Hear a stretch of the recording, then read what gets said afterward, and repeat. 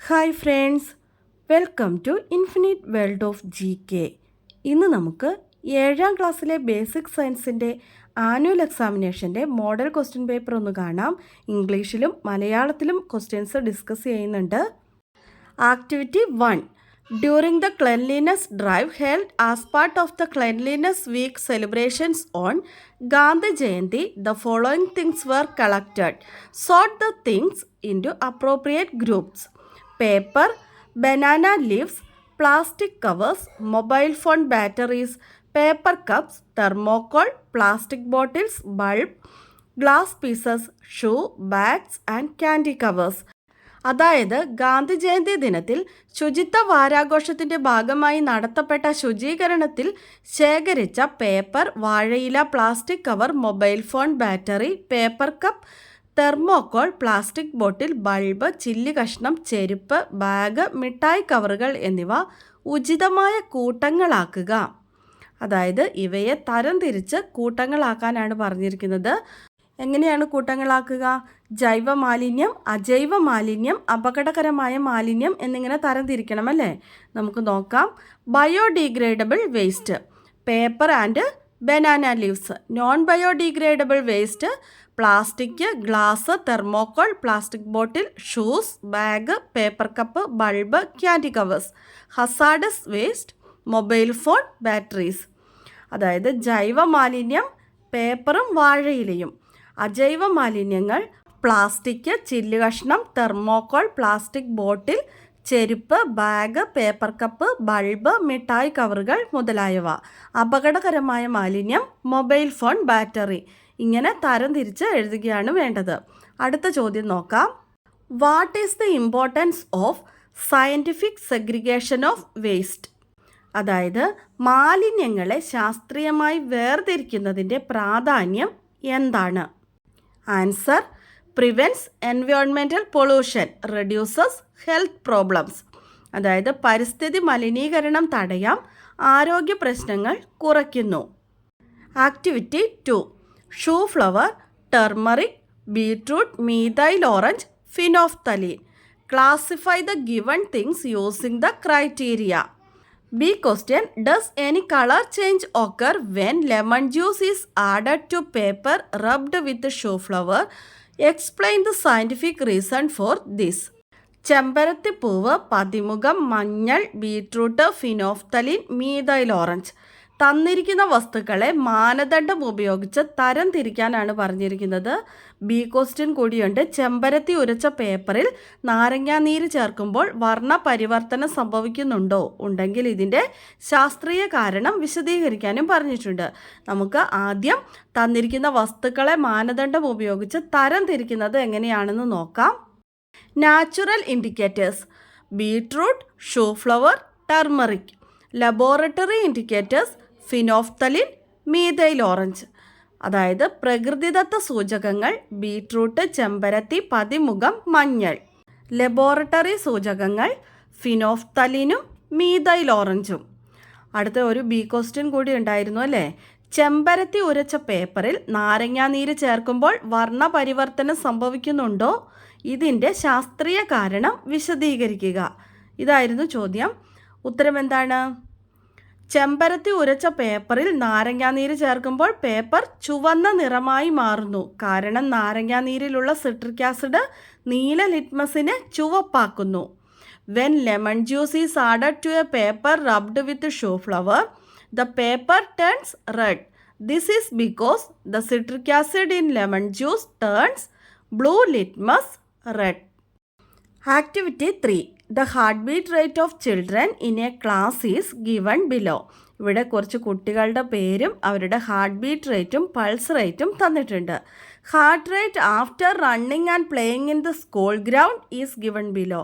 അതിന് താഴെ ഒരു ബോക്സിൽ അവർ സ്കൂൾ ഗ്രൗണ്ടിലൂടെ ഓടിക്കളിച്ചതിന് ശേഷമുള്ള ഹാർട്ട് ബീറ്റ് റേറ്റും പൾസ് റേറ്റും തന്നിട്ടുണ്ട്. ചോദ്യം ഇതാണ്: analyse the tables given above and draw A conclusion. ഇവിടെ തന്നിരിക്കുന്ന 2 ടേബിളും അനലൈസ് ചെയ്ത് നോക്കിയിട്ട് ഇതിന് ഒരു കൺക്ലൂഷൻ എഴുതാനാണ് പറഞ്ഞിരിക്കുന്നത്. ഒരു ക്ലാസ്സിലെ കുട്ടികളുടെ സാധാരണഗതിയിലെ ഹൃദയസ്പന്ദന നിരക്കാണ് ഇവിടെ ആദ്യത്തെ ടേബിളിൽ തന്നിരിക്കുന്നത്. രണ്ടാമത് സ്കൂൾ ഗ്രൗണ്ടിൽ ഓടിക്കളിച്ചതിന് ശേഷമുള്ള ഹൃദയസ്പന്ദന നിരക്കാണ് അതിന് താഴെ തന്നിരിക്കുന്നത്. മുകളിൽ നൽകിയിരിക്കുന്ന പട്ടികകൾ അപഗ്രഥിച്ച് നിഗമനത്തിലെത്തുക എന്നാണ് പറഞ്ഞിരിക്കുന്നത്. ഈ രണ്ട് ടേബിളുകളും നോക്കിയതിന് ശേഷം നമ്മൾ ഒരു നിഗമനത്തിലെത്താനാണ് പറഞ്ഞിരിക്കുന്നത്. എന്താണ് നോക്കിയതിൽ നിന്ന് മനസ്സിലാകുന്നത്? Normally, heart rate and pulse rate are the same, but when we engage in strenuous activities, blood flow increases and energy efficiency increases. As a result, the heart rate increases. സാധാരണഗതിയിൽ ഹൃദയസ്പന്ദന നിരക്കും പൾസ് നിരക്കും തുല്യമാണ്. എന്നാൽ കഠിന പ്രവർത്തനങ്ങളിൽ ഏർപ്പെടുമ്പോൾ രക്തയോട്ടം വർദ്ധിക്കുന്നു, ഊർജ്ജക്ഷമത കൂടുന്നു, ഹൃദയത്തിൻ്റെ പ്രവർത്തന നിരക്ക് കൂടുന്നു. തൽഫലമായി ഹൃദയസ്പന്ദന നിരക്കും കൂടുന്നു. അതാണ് നമുക്ക് മനസ്സിലാകുന്നത് അല്ലേ? അടുത്തതായിട്ടൊരു ബി ക്വസ്റ്റ്യൻ ഉണ്ട്. ഹൃദയാരോഗ്യം സംരക്ഷിക്കാൻ പാലിക്കേണ്ട മുൻകരുതലുകൾ എന്തൊക്കെയാണ്? Avoid eating too much fatty foods, avoid smoking and drinking alcohol, prevent life style diseases and exercise regularly. അമിതമായി കൊഴുപ്പടങ്ങിയ ഭക്ഷണം ഒഴിവാക്കുക, പുകവലി, മദ്യപാനം എന്നിവ ഒഴിവാക്കുക, ജീവിതശൈലി രോഗങ്ങളെ തടയുക, വ്യായാമം പതിവാക്കുക. ഇതൊക്കെയാണ് ഹൃദയാരോഗ്യം കാത്തുസൂക്ഷിക്കാൻ വേണ്ടി നമ്മൾ ചെയ്യേണ്ടത്. Next, activity 4. Kochi. Volunteer group start more dialysis unit centred around Kochi. Did you notice the newspaper report? Dialysis is a treatment for which patients? ഇവിടെ ഒരു കോളത്തിലൊരു ന്യൂസ് തന്നിട്ടുണ്ട്. കൊച്ചി. സന്നദ്ധ സംഘങ്ങൾ കൊച്ചി കേന്ദ്രീകരിച്ച് കൂടുതൽ ഡയാലിസിസ് യൂണിറ്റ് ആരംഭിക്കുന്നു. പത്രവാർത്ത ശ്രദ്ധിച്ചുവല്ലോ. ഡയാലിസിസ് ഏത് രോഗികൾക്കുള്ള ചികിത്സാ രീതിയാണ്? ഏത് രോഗികൾക്കുള്ളതാണ്? വൃക്ക രോഗികൾക്ക്, അതായത് ഫോർ കിഡ്നി പേഷ്യൻസ്. ഡയാലിസിസ് എന്നത് വൃക്ക രോഗികളുടെ അല്ലെങ്കിൽ കിഡ്നി പേഷ്യൻസിൻ്റെ ചികിത്സാ രീതിയാണ്. Question B. Write the names of the parts marked 1 and 2 in the picture. അതായത് ഇവിടെ ചിത്രം തന്നിട്ടുണ്ടല്ലേ, ആ ചിത്രത്തിൽ 1, 2 എന്ന് മാർക്ക് ചെയ്തിരിക്കുന്ന ഭാഗങ്ങൾ ഏതൊക്കെയാണെന്ന് നമ്മൾ എഴുതി കൊടുക്കാനാണ് പറഞ്ഞിരിക്കുന്നത്. ഒന്നാമത്തെ ഭാഗം എന്താണ്? നിങ്ങൾക്ക് മനസ്സിലായോ? ഒന്നാമത്തേത് കിഡ്നി അല്ലെങ്കിൽ വൃക്ക. രണ്ടാമത്തെ ഭാഗം ഏതാണ്? യൂറിനറി ബ്ലാഡർ അല്ലെങ്കിൽ മൂത്രാശയം. ഒന്നാമത്തേത് കിഡ്നി അല്ലെങ്കിൽ വൃക്ക, രണ്ടാമത്തേത് യൂറിനറി ബ്ലാഡർ അല്ലെങ്കിൽ മൂത്രാശയം. അടുത്തതൊരു സി ക്വസ്റ്റ്യൻ ഉണ്ട്. മനുഷ്യ ശരീരത്തിലെ മറ്റ് വിസർജന അവയവങ്ങൾ ഏതെല്ലാമാണ്? മനുഷ്യ ശരീരത്തിലെ മറ്റ് വിസർജന അവയവങ്ങൾ ഏതെല്ലാമാണെന്ന് എഴുതുക. ഏതൊക്കെയാണ്? Other excretory organs in the human body, skin, liver, lungs. അതായത് ത്വക്ക്, കരൾ, ശ്വാസകോശം. Next, activity 5. Mother said that I should wash the frozen fish I bought from the market several times before cooking it. She suspected that there was some chemical in it. Is this suspicion correct? മാർക്കറ്റിൽ നിന്ന് വാങ്ങിയ ഐസിട്ട മത്സ്യം പാചകം ചെയ്യുന്നതിന് മുൻപ് കുറേ തവണ കഴുകണമെന്ന് അമ്മ പറഞ്ഞു. അതിൽ ഏതോ രാസവസ്തുവിൻ്റെ സാന്നിധ്യമുണ്ടെന്ന് അമ്മ സംശയിച്ചു. ഈ സംശയം ശരിയാണോ? What could be the reason? ശരിയാണെങ്കിൽ എന്തായിരിക്കും അതിൻ്റെ കാരണം?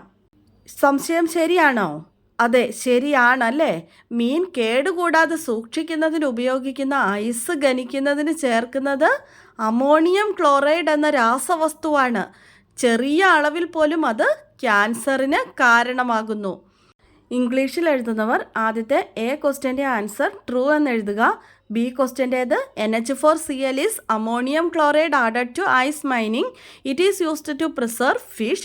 Even small amount can cause cancer. Next ഒരു സി ക്വസ്റ്റ്യൻ കൂടിയുണ്ട്. What methods can be adopted to keep the fish intact for a long time? മത്സ്യം ദീർഘനാൾ കേടുകൂടാതെ സൂക്ഷിക്കാൻ എന്തൊക്കെ മാർഗങ്ങൾ സ്വീകരിക്കാം? എന്തൊക്കെ മാർഗങ്ങൾ സ്വീകരിക്കാം?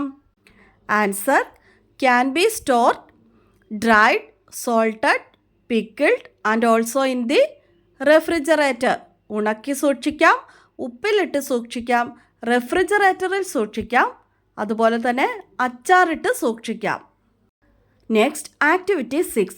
A pumpkin wine that had grown by itself behind the kitchen was growing well, but it only produced 2 or 3 fruits. You heard what Babu said. Why didn't it have many fruits? What are the things to keep in mind for a good harvest? അതായത് അടുക്കളയുടെ പിന്നാമ്പുറത്ത് തനിയെ മുളച്ച ഒരു മത്തവള്ളി നന്നായി പടർന്നു വളർന്നു എങ്കിലും കായ്കൾ 2-3 മാത്രമാണ് ഉണ്ടായത്. ബാബു പറഞ്ഞത് കേട്ടല്ലോ. എന്തുകൊണ്ടായിരിക്കാം അതിൽ ധാരാളം കായ്കൾ ഉണ്ടാകാതിരുന്നത്? നല്ല വിളവ് ലഭിക്കണമെങ്കിൽ ശ്രദ്ധിക്കേണ്ട കാര്യങ്ങൾ എന്തെല്ലാമാണ്? എന്തുകൊണ്ടായിരിക്കാം അതിൽ ധാരാളം കായ്കൾ ഉണ്ടാകാതിരുന്നത്? Lack of care, infertile seeds, പരിചരണക്കുറവും അത്യുൽപാദന ശേഷിയില്ലാത്ത വിത്തിനവും മൂലമാണ് അധികം കായ്കൾ ഉണ്ടാകാതിരുന്നത് അല്ലേ? അടുത്ത ചോദ്യം, what are the things to keep in mind for a good harvest? നല്ല വിളവ് ലഭിക്കണമെങ്കിൽ നാം എന്തൊക്കെ കാര്യങ്ങൾ ശ്രദ്ധിക്കണം? എന്തൊക്കെ കാര്യങ്ങളാണ് ശ്രദ്ധിക്കേണ്ടത്? Fertile soil, suitable climate, good seeds and planting material. വളക്കൂറുള്ള മണ്ണുണ്ടോ എന്ന് നോക്കണം, അനുയോജ്യമായ കാലാവസ്ഥ, നല്ല വിത്തുകളും നടീൽ വസ്തുക്കളും ഉണ്ടോ എന്ന് നോക്കണം അല്ലേ? ഇതൊക്കെ ഉണ്ടെങ്കിൽ മാത്രമേ നല്ല വിളവ് ലഭിക്കുകയുള്ളൂ. അടുത്തത് activity 7. Observe the picture given below. ഇവിടെ ഒരു പിക്ചർ തന്നിട്ടുണ്ട്, അത് നന്നായി നോക്കുക. Which eclipse does this refer to? ഇവിടെ ഒരു ചിത്രം തന്നിട്ടുണ്ടല്ലേ. ഈ ചിത്രത്തിൽ സൂചിപ്പിച്ചിരിക്കുന്നത് ഏത് ഗ്രഹണമാണ്? ഏത് ഗ്രഹണമാണ്? ആൻസർ ചന്ദ്രഗ്രഹണം അല്ലെങ്കിൽ ലൂണാർ എക്ലിപ്സ്. ചന്ദ്രഗ്രഹണം അല്ലെങ്കിൽ ലൂണാർ എക്ലിപ്സ് ആണ് ഇവിടെ ചിത്രത്തിൽ സൂചിപ്പിച്ചിരിക്കുന്നത്. അടുത്ത ചോദ്യം എന്താണ്? What is the peculiarity of sea in the picture? ചിത്രം നോക്കുക. ചിത്രത്തിൽ സി എന്ന് മാർക്ക് ചെയ്തിരിക്കുന്നത് കണ്ടില്ലേ? ഈ ചിത്രത്തിലെ സിയുടെ പ്രത്യേകത എന്താണെന്നാണ് ചോദിച്ചിരിക്കുന്നത്. എന്താണ് സിയുടെ പ്രത്യേകത? The moon is completely hidden, hence lunar eclipse is possible. ചന്ദ്രൻ പൂർണ്ണമായി മറയ്ക്കപ്പെടുന്നു, അതിനാൽ ചന്ദ്രഗ്രഹണം സാധ്യമാകുന്നു. Means the moon is fully within Earth's shadow and therefore not visible to the naked eye. ചന്ദ്രൻ പൂർണ്ണമായും ഭൂമിയുടെ നിഴലിൽ മറയ്ക്കപ്പെട്ടിരിക്കുകയാണ്, അതിനാൽ നമുക്ക് ചന്ദ്രനെ നോക്കിയാൽ കാണാൻ സാധിക്കുന്നില്ല. അടുത്തത് സി ക്വസ്റ്റ്യൻ.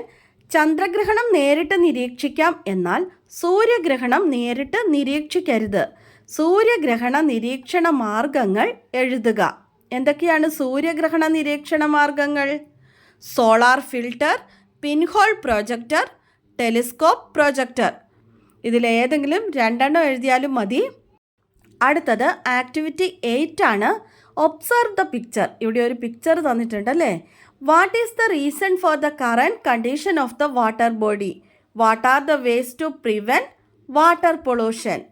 ഇവിടെ തന്നിരിക്കുന്ന ചിത്രം നിരീക്ഷിക്കുക. ജലാശയത്തിന് ഇന്നത്തെ അവസ്ഥയ്ക്ക് കാരണം എന്താണ്? എന്താണ് കാരണം? Plastic waste, chemicals, cleaning animals vehicles in water bodies, hotel, household, factory waste. വേസ്റ്റുകളാണല്ലേ. പ്ലാസ്റ്റിക് മാലിന്യങ്ങൾ, രാസവസ്തുക്കൾ തുടങ്ങിയവ, മൃഗങ്ങൾ, വാഹനങ്ങൾ തുടങ്ങിയവ ജലാശയങ്ങളിൽ വെച്ച് വൃത്തിയാക്കുന്നത്, ഹോട്ടൽ, ഗാർഹികം, ഫാക്ടറി മാലിന്യങ്ങൾ മുതലായവ നദിയിലേക്ക് വലിച്ചെറിഞ്ഞിരിക്കുകയാണല്ലേ. ഇവയൊക്കെയാണ് നദിയിലെ വെള്ളം മാലിന്യമാകാനുള്ള കാരണങ്ങൾ. അടുത്തത് ബി ക്വസ്റ്റ്യൻ. ജലമലിനീകരണം തടയാനുള്ള മാർഗങ്ങൾ എന്തൊക്കെയാണ്? ജലമലിനീകരണം അല്ലെങ്കിൽ വാട്ടർ പൊള്യൂഷൻ തടയാനുള്ള മാർഗങ്ങൾ എന്തെല്ലാമാണ്? Scientifically separate and dispose of plastic waste, eliminate chemical waste from factories and only allow clean water to flow out. Do not wash animals, vehicles, etc. in water bodies. Plastic മാലിന്യങ്ങൾ ശാസ്ത്രീയമായി വേർതിരിച്ച് സംസ്കരിക്കുക. ഫാക്ടറികളിൽ നിന്ന് രാസമാലിന്യങ്ങൾ ഒഴിവാക്കി ശുദ്ധജലം മാത്രം പുറത്തേക്കൊഴുക്കുക. മൃഗങ്ങൾ, വാഹനങ്ങൾ എന്നിവ ജലാശയങ്ങളിൽ കഴുകാതിരിക്കുക. ഇവയൊക്കെയാണ് വാട്ടർ പൊള്യൂഷൻ അല്ലെങ്കിൽ ജലമലിനീകരണം തടയാനുള്ള മാർഗങ്ങൾ. അങ്ങനെ നമ്മുടെ ചോദ്യങ്ങൾ കഴിഞ്ഞിരിക്കുകയാണ്. നിങ്ങൾക്ക് എല്ലാവർക്കും മനസ്സിലായി കാണുമെന്ന് വിചാരിക്കുന്നു. നമുക്ക് ഇന്നത്തെ ബോണസ് ക്വസ്റ്റ്യൻ എന്താണെന്ന് നോക്കാം. സംസ്ഥാനത്ത് സ്ത്രീകൾക്കും കുട്ടികൾക്കുമായി KSRTCയിൽ സൗജന്യ ബസ് യാത്ര ആരംഭിച്ച ആദ്യ പഞ്ചായത്ത് ഏതാണ്? സംസ്ഥാനത്ത് സ്ത്രീകൾക്കും കുട്ടികൾക്കുമായി KSRTCയിൽ സൗജന്യ ബസ് യാത്ര ആരംഭിച്ച ആദ്യ പഞ്ചായത്ത് ഏതാണ്? ആൻസർ അറിയാവുന്നവർ വേഗം തന്നെ കമൻറ്റ് ചെയ്തോളൂ. ഇന്നത്തെ വീഡിയോ നിങ്ങൾക്ക് എല്ലാവർക്കും ഇഷ്ടമായി കാണുമെന്ന് വിചാരിക്കുന്നു. ഇഷ്ടമായ ലൈക്ക് ചെയ്യാനും നിങ്ങളുടെ കൂട്ടുകാർക്കൊക്കെ ഒന്ന് ഷെയർ ചെയ്ത് കൊടുക്കാനും സബ്സ്ക്രൈബ് ചെയ്യാതെ കാണുന്ന കൂട്ടുകാരുണ്ടെങ്കിൽ ഒന്ന് സബ്സ്ക്രൈബ് ചെയ്യാനും മറക്കല്ലേ. അടുത്ത ദിവസം ബാക്കി ഇനിയുള്ള സബ്ജക്ട്സുമായി നമുക്ക് വീണ്ടും കാണാം. Thanks for watching.